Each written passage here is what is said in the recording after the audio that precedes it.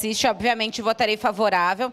E como a gente disse, né, e o vereador Capitão Ramon falou agora, esse pedido de informações tem 30 dias para ser respondido. Não foi por este motivo, porque realmente as respostas a gente tem que ele foi protocolado. Foi exatamente para oportunizar o debate, né, nesta casa, para a gente poder falar sobre este assunto. Então, assunto falado, reunião marcada para quinta-feira, e também concordo com a vereadora Andressa quanto à questão da suspensão, né, para a gente fazer um documento pedindo a suspensão de uma decisão totalmente antidemocrática, né, que não foi conversado principalmente com os mais envolvidos. Quem são os mais envolvidos? São os alunos, são os pais, são os professores, é a comunidade escolar. Esta precisa ser ouvida em qualquer tomada de decisão. Não é vir aqui e comunicar as coisas. A gente está falando, não é a falta de comunicação. Comunicar, eles fizeram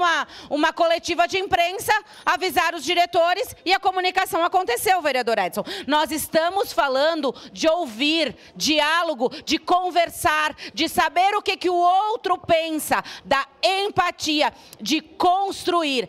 Assim se constrói.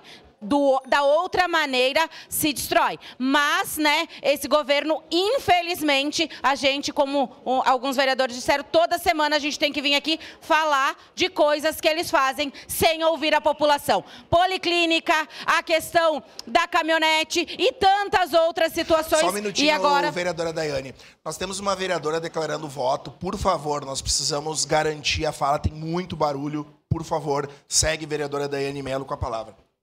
Obrigado, vereador presidente. Então, a gente tem que garantir, né, o diálogo e realmente escutar as pessoas. Mas não é isso que a gente vê. A gente vê decisões o tempo todo ultrapassando isso. A gente viu lá na região sul com a questão da policlínica, a gente viu com outras questões de promessas não atendidas. E como a vereadora Andressa falou, veio a LDO para cá, discutimos várias questões, mas essa não. Sabe por quê? Porque nós não estávamos avisados sobre isso. Por isso não discutimos. Quando a gente sabe da situação, a gente traz para o plenário e discute. Era isso, obviamente, votarei favorável ao pedido de informação.